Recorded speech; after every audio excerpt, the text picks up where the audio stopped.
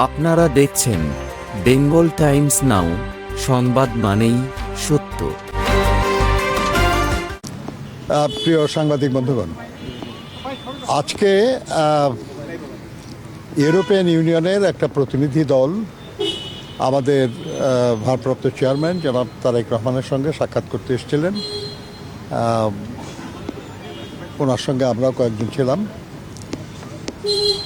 মূলত এই সাক্ষাৎটা ছিল ইউরোপিয়ান ইউনিয়ন বাংলাদেশের অনেক গুরুত্বপূর্ণ একটা উন্নয়ন অংশীদার, এবং আপনারা জানেন যে বাংলাদেশের যে আসন্ন জাতীয় সংসদ নির্বাচন, এই নির্বাচনে তারা বেশ বড় একটা নির্বাচনী পর্যবেক্ষক দল পাঠাচ্ছে।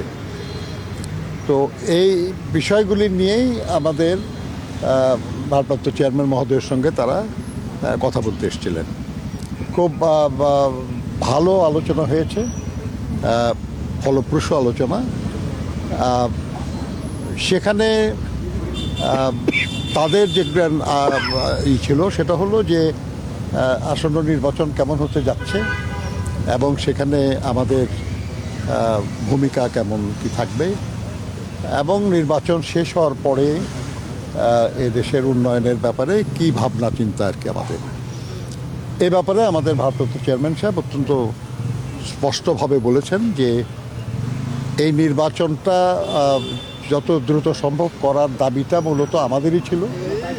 আমরাই চাচ্ছি যে নির্বাচন যত দ্রুত সম্ভব, অর্থাৎ যে তারিখে নির্ধারিত আছে এই তারিখেই যেন হয় এবং শান্তিপূর্ণ যেন হয়, অবাধ এবং সুষ্ঠু যেন হয়।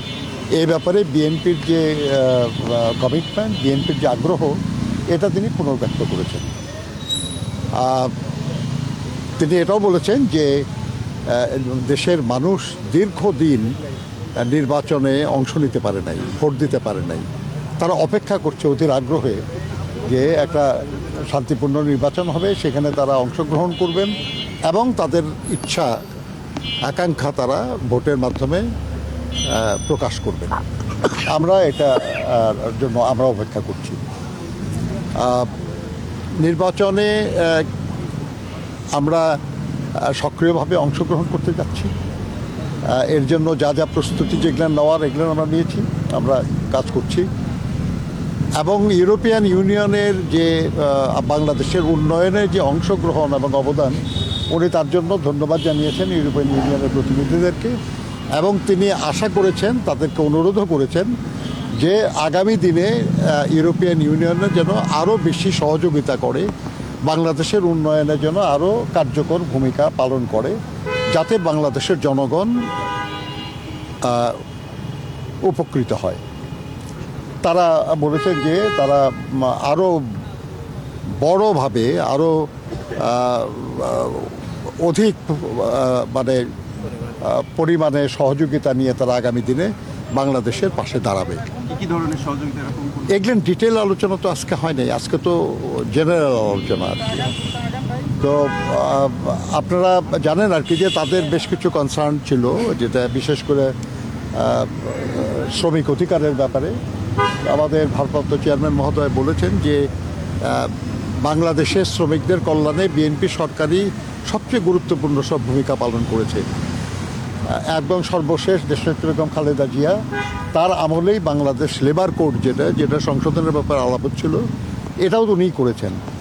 লেবার ওয়েলফেয়ার ফাউন্ডেশন করেছেন। এরকম শ্রমিকদের কল্যাণে বিএনপি সবসময়ই আগ্রহী, এবং শ্রম আইনের যে পরিবর্তন যা হয়েছে এবং শ্রমিকদের কল্যাণের জন্যই যা কিছু, এগুলো সব শুধু রক্ষা করা না, সেগুলোকে এগিয়ে নেওয়ার ব্যাপারে বিএনপি আগ্রহী। মূলত এই বিষয়গুলি নিয়ে আলোচনা, আর এটা আমি এটা সংক্ষেপে বললাম আর কি। এটা তো আলোচনার সময় তো বোঝেন আপনারা যে আরও অনেক ডিটেল আলোচনা হয়, কিন্তু মূল প্রসঙ্গ হলো এই। বাংলাদেশের নির্বাচন নিয়ে ইউরোপীয় ইউনিয়নের পক্ষ থেকে কোনো ধরনের সাজেশন দেওয়া হয়েছে কিনা বিএনপির কাছ থেকে? আগামী সবসময় বাংলাদেশের নির্বাচন সংঘাতপূর্ণ হয়, বাংলাদেশের নির্বাচন থেকে নানা ধরনের বিশৃঙ্খলা হয়। যেহেতু তারা পর্যবেক্ষক পাঠাবেন, বাংলাদেশের মানুষও প্রত্যাশা করছে একটি শান্তিপূর্ণ নির্বাচন হবে, বিদেশিরা প্রত্যাশা করছেন শান্তিপূর্ণ নির্বাচন হবে। তারা বিএনপির কাছে বড় দল হিসেবে কোনো সাজেশন করেছে কিনা বা কোনো পরামর্শ দিয়েছে? তাদের তো বলার তো আমি বলার সুযোগ কোথায়, কারণ আমরাই তো প্রথম বলেছি আর কি যে আমরাই যথাসময়ে নির্বাচন চাই, আমরাই চাই নির্বাচন অবাধ সুষ্ঠু হোক, আমরাই চাই নির্বাচনে শান্তি থাকুক। এবং আমাদের ভারপ্রাপ্ত চেয়ারম্যান উনি বিদেশ থেকে ফিরে প্রথম যে সভা, সেখানেই উনি সবচেয়ে বেশি উচ্চারণ করেছেন যে শব্দ, সেটা হলো শান্তি, সমঝোতা। তো কাজে এই ব্যাপারে তাদের বলার, তারা তো সুযোগই পায়নি, আমরাই বলেছি। তাদের পর্যবেক্ষক টিম কি শুধু ঢাকা কেন্দ্রিক না সারা বাংলাদেশে তারাই? অনেক বড় পর্যবেক্ষক টিম, আমার ধারণা আর কি যে সারা দেশেই তারা কাজ করবে। এই যে তারা পর্যবেক্ষক পাঠাচ্ছে, নিঃসন্দেহে আগামী নির্বাচনটাকে তাদের পর্যবেক্ষক পাঠানোর মাধ্যমে আন্তর্জাতিক পরিমণ্ডলে অনেক বেশি মানে টেকসই হবে বলে মনে করেন? এটা টেকসই তো, টেকসই শব্দটা বোধ হয় ঠিক না আর কি, যে গ্রহণযোগ্যতা আর কি। হ্যাঁ, এটা নিশ্চয়ই, কারণ হলো যে বিগত কয়েকটা নির্বাচনে ইউরোপিয়ান ইউনিয়ন কোনো পর্যবেক্ষক পাঠায় নাই।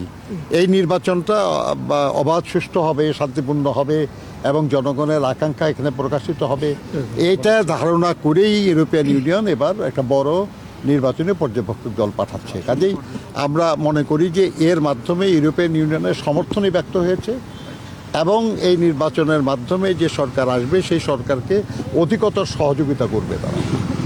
জাতিসংঘের টিমের সাথে বসার কোনো সম্ভাবনা আছে কিনা? জাতিসংঘ প্রতিনিধিদের সাথে বসার সম্ভাবনা আছে কিনা?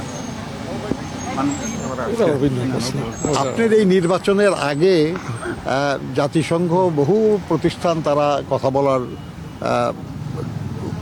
ব্যবস্থা হয়তো হবে আর কি, কিন্তু এসবটা নির্ভর করতেছে, উনি তো নির্বাচনী প্রক্রিয়ায় অনেক বেশি ব্যস্ত হয়ে পড়বেন, কখন কতখানি সময় দেওয়া যাবে না যাবে এটা উপর নির্ভর করে।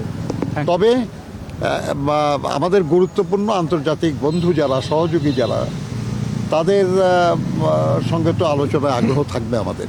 ধন্যবাদ।